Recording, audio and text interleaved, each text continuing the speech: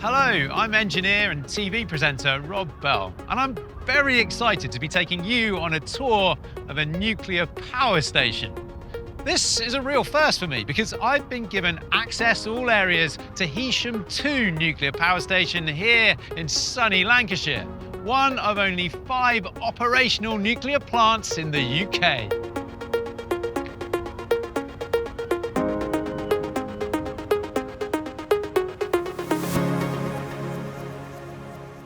This incredible facility produces over 1,200 megawatts of electricity. Or to put that in more simple terms, enough to power 2 million homes. And does this 24 hours a day, 7 days a week, no matter the weather. It's doing it right now. And most impressive of all, it's doing it without releasing any carbon dioxide into the atmosphere. So let's put this access all areas to good use. Let's explore. Heysham 2 started generating in 1988.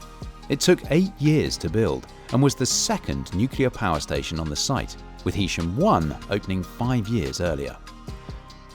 Both stations use advanced gas-cooled reactors, or AGRs, which were the second generation of their type to be built in the UK. Despite being one of the youngest AGRs in the fleet, Heysham 2 is on course to be the nation's most productive. In its 36 years of operation, it's already generated over 300 terawatt hours. That's enough electricity to power every home in Lancashire for 147 years.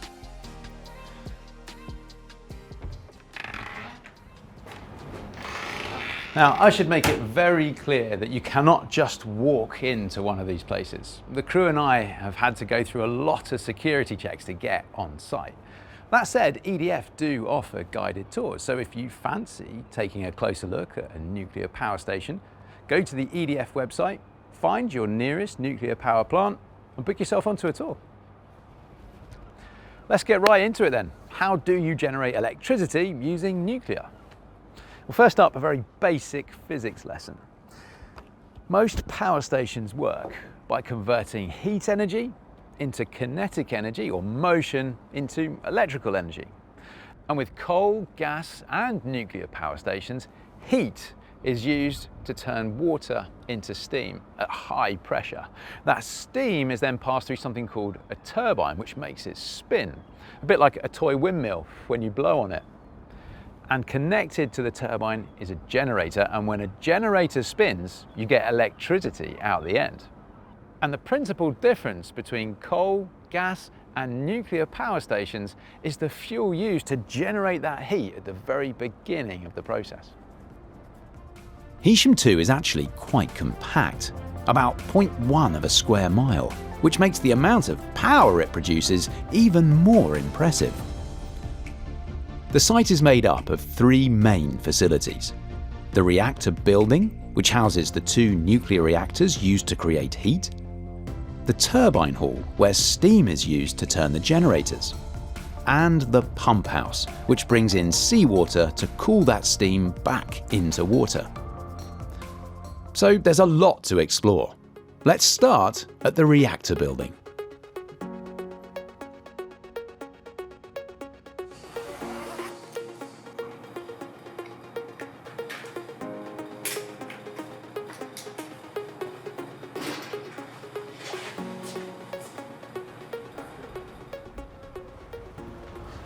Before anyone goes inside the reactor hall, they have to collect one of these. It's called a dosimeter. Reactors like the one here use a process called nuclear fission to generate that heat that we're after. But we'll come back to that a little bit later on. In addition to heat, nuclear fission also creates radiation, which, if not managed correctly, can be dangerous. That's why we wear a dosimeter like this, to measure any radiation we might come in contact with.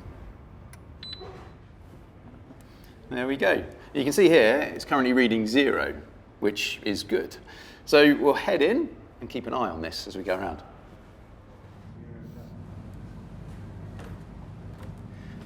As well as the reactors themselves, this place is also home to the fueling machine, the spent fuel ponds and the boilers, all key parts of a nuclear power plant. To get the best view,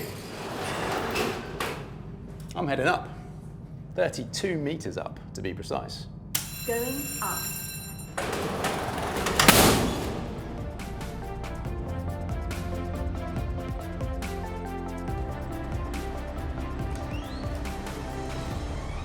All right, here we go then. The reactor hall. Oh, yes. Oh, look at this. Well, it's enormous, right? This is it's a cathedral of energy. Everything in here is just vast. It's at scale. I am suitably impressed. I mean, words fail me, really. Suffice to say, this place is massive. And if you look at either end of this vast hall, you'll see the tops of both nuclear reactors. Another huge piece of kit in this vast space is this, the fueling machine. And I'm meeting Richard to tell me a bit more about it. How you going, Richard? Hi Rob, good to see you. Yeah, likewise. You having a good day? Oh, I mean, I'm like a kid in a sweet shop, Richard. Excellent, excellent. So tell me, like, the fueling machine, where does that sit within the operations generally of the nuclear power plant? Yeah, so the fueling machine enables us to put new fuel into the reactor and take the old fuel, the spent fuel, out. Okay. The fuel assemblies that contain the uranium are 10 meters high, so the fueling machine needs to be that tall. It's basically a big pressurized crane. The same height above is also below. The facilities on centre block now, they go down the same distance. I'm glad you reminded me of that, because I've just come up in the lift, 32 meters, but I'd had temporarily forgotten that, because it just feels like I'm on ground level here. But I guess we're almost like, we're about halfway up this building, are we then? Yeah, I think the roof's at 64 metres, we're at 32. The basement's another 12 metres below ground, so we've got lots of facilities that you can't see where we build and dispose of fuel. So build a new fuel and dispose of the spent fuel is all beneath our feet in this area. And so I can see that the crane itself down the middle, it's built and installed within this gantry here, and I can see the rails go the whole length of the hall. Does that then shift from one side to the other? Yeah, it can get all the way onto R8 over here, reactor 8, and all the way onto reactor 7, the other side of the fueling machine as you see it now. And that's what it needs to do to draw out the old and put in the new? That's correct, yeah. Okay. Yeah. Is it operational at the moment? Is the fueling machine doing anything now? Yeah, at the moment we're building and disposing, so when we're not refueling the reactors, the fueling machine builds new fuel and disposes of old fuel. So the spent fuel that's come out, we put into a facility on the centre block to allow it to cool down sufficiently before we take it to the irradiated fuel disposal facility, where we break it down into its component parts and send the fuel elements to the ponds, which you'll see later. Okay, so it all breaks down, that 10 metres then it all breaks down into smaller components? That's right. Okay. We reuse some of them and the fuel elements themselves go off-site via the ponds. Okay, okay. And we're talking about the reactors, one over the far side of the hall, and the other one, is just here, yeah. Literally, we can go and have a look at it now if you want. That is the top of the reactor. I'm all right to come in a bit closer. Yeah, absolutely. That's the pile cap. When we bring the fueling machine over, the pile cap is that black area down the the black area is the pile cap. This thing in front of us is a shield that the fueling machine connects to and enables us to make a gas-tight seal onto the top of the standpipe that contains the old and new fuel. Okay. So we take the blocks up, the black area, we'll remove floor and enable us to make a gas-tight connection via the shield, via the machine, onto the reactor. This comes over, out with the old, in with the new. That's right. It's all so impressive, Richard. The operations here is mind-blowing. And I have to say, I've never stood this close to a nuclear reactor before. It feels quite special, I have to say. Well, you can get even closer. You can go down on top of the reactor. You go down those stairs there onto the pile cap. I'm all right to go and stand that close? Absolutely, yeah. You sure? Yeah, yeah. I'm trusting you on this, really. Just over there. I will do it. Richard, Nice great to meet you. Thanks very much. See you later. Here we go.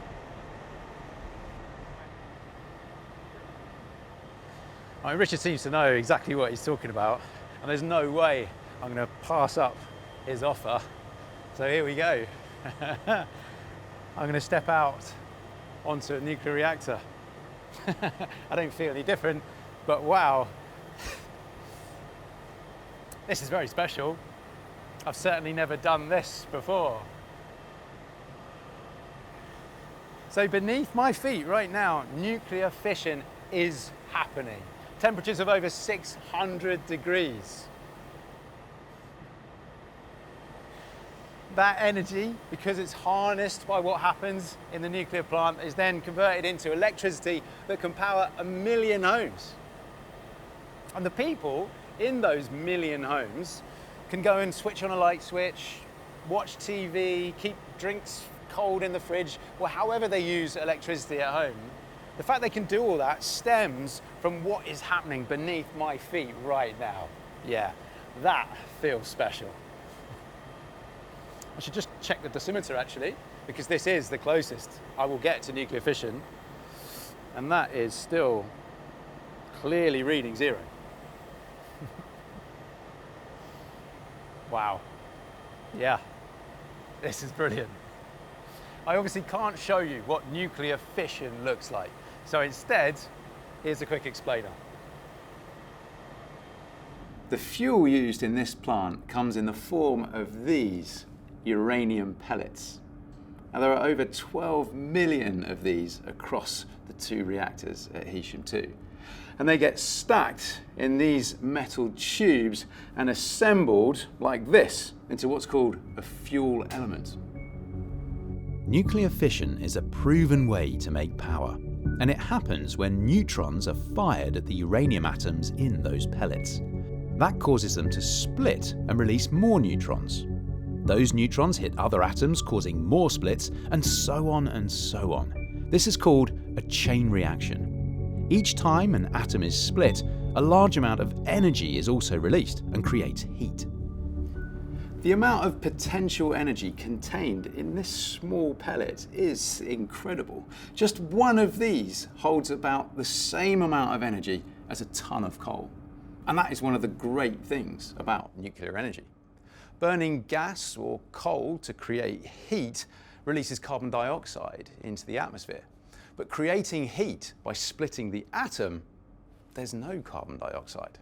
In fact, the carbon avoided here at Heysham compared to a gas-fired power station is like taking all of the UK's cars off the road for more than a year and a half. So now we know how fission works, we need to understand how that's made into electricity. The nuclear fission process inside the reactor creates heat. A lot of heat, in fact. And this is used to turn water into steam. This happens in the 12 boilers surrounding the core. The steam is then sent through huge pipes to the turbine hall. And that is the next stop on our tour. Now, before I leave the reactor building, I need to pass through one of these radiation detectors. Now, these machines are here to make sure I haven't picked up any radiation on my overalls, or my gloves, or my boots, or anything. So, scan myself in. Welcome. Step inside. Front measurement. There we go. You have to get quite intimate with this machine. 7, 6, 5, 4, 3. The countdown's 2, ominous. 1. Please turn. There we back go. measurement. Follow instructions. Hands go up Position there. right hand. 7, 6, 5, 4, 3, 2, 1. No contamination. Please We have walk through. liftoff. I've passed the test. Please walk through. And finally, before I leave the building, I need to return my dosimeter. Now, I've been inside for a good few hours, and don't forget, I've been standing on top of a nuclear reactor. But as expected, my dosimeter is reading 0. So that's all good. I've got the green light, and we can carry on with the tour.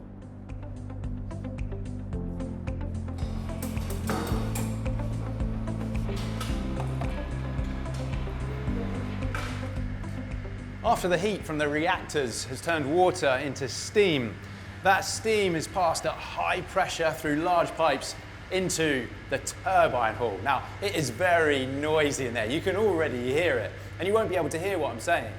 But there's no way I'm not going to show you this part of the plant. This is where you can really feel the raw power of operations at Heysham 2. This is where the high precision machinery comes alive.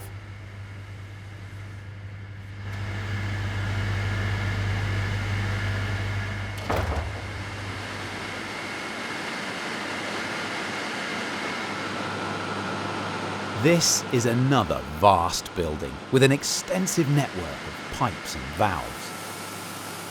The steam from the boilers enters here and is sent to these enormous turbines. The steam is delivered to the turbines at extremely high pressure, and when pushed through the blades, the turbine spins at 3,000 revolutions every minute. The spinning turbine powers a generator. The generator is made up of a ring of large magnets and another ring made of lots of tightly wound metal wire. When the generator turns, the magnets spin around, and the movement of the magnets past the coiled up wire makes electricity start to flow through the wires. This electricity then makes its way to the pylons outside and off into your home. The big advantage is that this process doesn't produce any carbon emissions. Nothing goes into the atmosphere.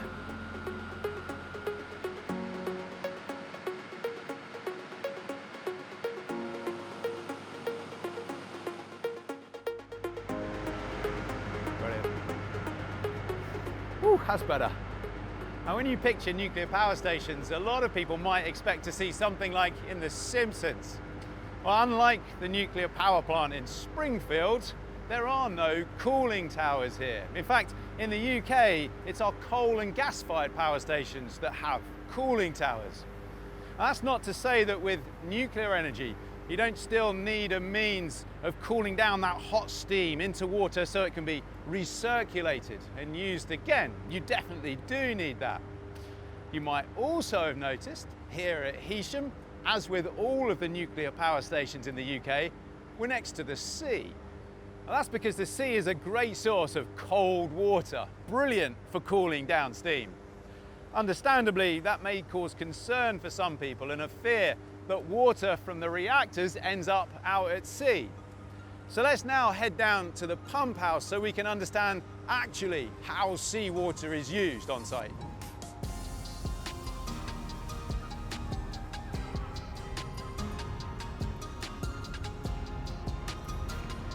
The water that's heated and turned into steam is in what's called a closed loop. It's a bit like the central heating system in your home.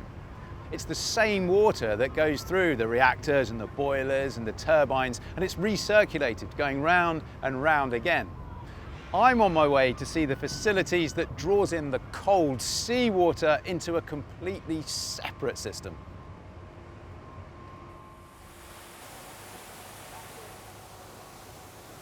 This is the pump house, and I can tell you because I can smell it, that is definitely seawater. And to find out more about what happens here, I'm meeting Victoria, who's an environmental engineer at Heysham. Hi Rob. Nice to meet you, Victoria.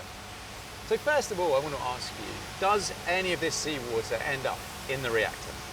No, so this seawater is completely separate from the water that's used in the boilers around the reactor. The water that's used in the boilers around the reactor needs to be completely pure and free of any contaminants like salt. That makes a lot of sense to me. So why use seawater in the first place? So this seawater runs in pipework alongside the boiler steam to cool the boiler steam back into water. So are there any measures in place then to limit any environmental impact of using seawater? Yeah, so all of this seawater is then returned back to the sea. Yeah. And we have an environmental permit that covers this process. Okay. This permit covers things like the volume, temperature and the chemistry of the water returning back to sea. Yeah. We then also have screens in place to reduce any wildlife coming into the seawater system, yeah, and also to stop any marine materials like seaweed from entering the seawater system. And it does make a lot of sense to me that with this massive source of cold water there, we're next to the sea, we use seawater, and it works, right? Yeah, exactly. Brilliant. Victoria, thank you so much. Listen, I'm going to let you get on. It's lovely to meet you. Perfect, thank you, Rob. Cheerio.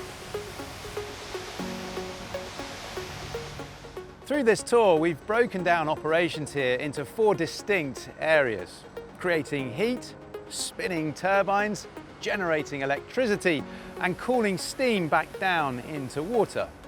So the question remains, how is all of this controlled and who's keeping an eye on it?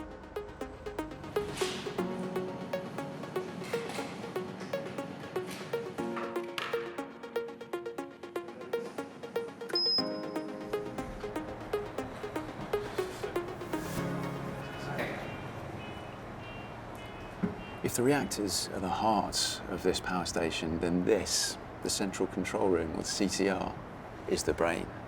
Now, we've had to request a very special permission for me to even be in here, and even so, I can be on this side of the barrier. I'm not allowed to be over on that side of the barrier. And the team here needs to remain incredibly focused at all times, which is why I'm keeping my voice down low. But this is it. This is where everything is controlled from. It's where the reactors can be started up or shut down. It's where the temperatures inside the reactors are regulated.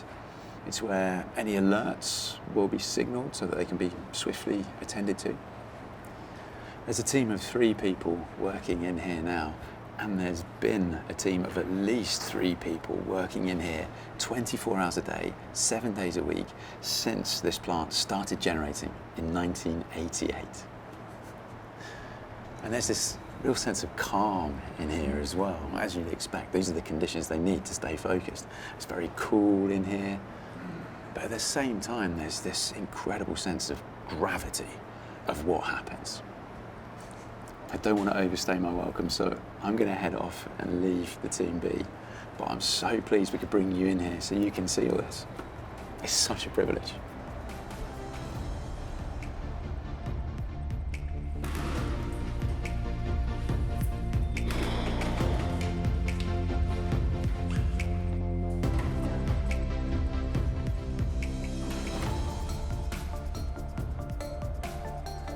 We've seen how the plant uses nuclear fuel to generate electricity. But this tour wouldn't be complete without addressing something that can cause concern for people: waste. Remember those little pellets we were talking about earlier? They stay inside the reactors for around 7 years. So the question is, what happens to them when they're spent?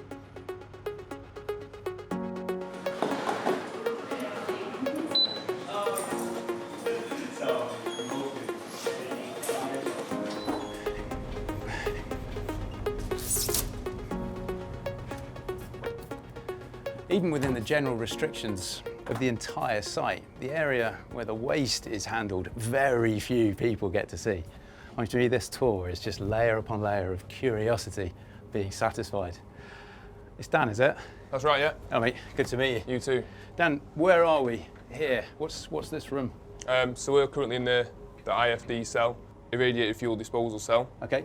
And this is where we remotely dismantle the fuel stringer. And why is that done remotely? It's to keep everyone safe from the radiation. Okay, yeah. And from this then, where does that fuel end up? So from here, safely deposited in the cooling ponds. That is the next step on my tour. Dan, I'm going to leave you to your work here. Thanks for showing me Thank you around. very much. Good to see you. Cheers.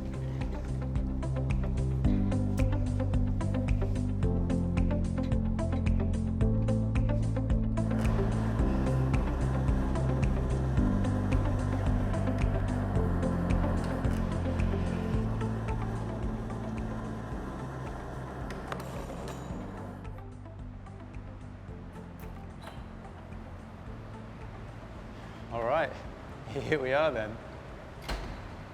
This is the spent fuel pond here at Heysham 2. I wasn't quite sure what to expect, but there's certainly a very different vibe in here to the rest of the plant. It's actually quite calming. Those dismantled fuel elements are then brought in here and lowered down into these special skips that you can see on the bottom of the pool. There's rectangular skips. In fact, you can see inside that one there are some spent fuel elements inside. And those skips are maintained and submerged beneath the water because the water acts as an additional barrier to any radiation. In fact, it's a good time to check my dosimeter. And yeah, very happily I can quite clearly see that's still reading 0. Now that's pleasing.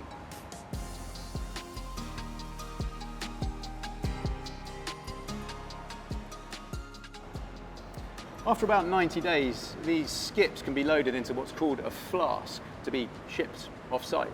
So a crane will come, will lift one of these skips and carefully lower it down into one of these flasks. When the top is then put on and securely bolted down, that's it. That's ready to be shipped off-site then. Now when I say flask, you might think of the thing you keep your tea warm in on a hike or a picnic or something. Let me reassure you, these flasks are very different, and they've been engineered to be incredibly robust. They're made of single forged steel, weigh 53 tons, and have walls that are at least 39 centimeters thick. They're rigorously tested to make sure they can withstand any kind of trauma. Back in the 80s, to prove how safe they are, a test was carried out with a train crashing into one at 100 miles per hour. Even with that impact, it remained sealed and only suffered some superficial marks. And that very flask is on display here at Heysham almost 40 years later.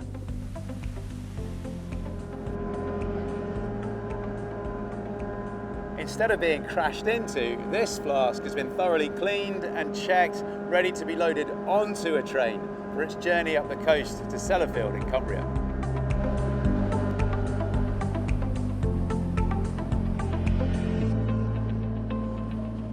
For the last 20 years, Sizewell B nuclear station in Suffolk has used reprocessed AGR fuel to power its reactors, and there's enough in stock to keep it fueled throughout the rest of the time that it will be generating.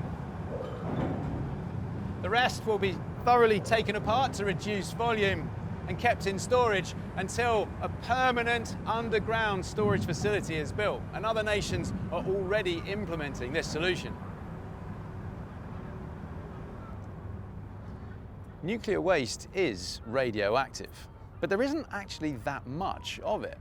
After 75 years of research and electricity generation, there's only about a dishwasher tablet's worth of high-level waste for each person in the UK. And there are thorough measures and procedures in place to make sure that every ounce of that waste is safely accounted for and managed at all times. And new designs of nuclear power station have been created to produce even less spent fuel than this one. At newer stations like Sizewell B, the spent fuel can be stored in canisters on site rather than going to Sellafield. And the UK government plans to build a geological disposal facility to store these canisters safely underground.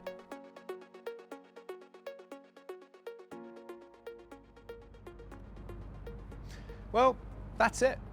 I really hope you've enjoyed exploring the inner workings of this nuclear power station as much as I have. As an engineer, I feel that nuclear needs to be part of the UK's solution towards emissions reductions and net zero targets, as well as helping us to make sure we're in charge of our own destiny when it comes to the electricity that we need.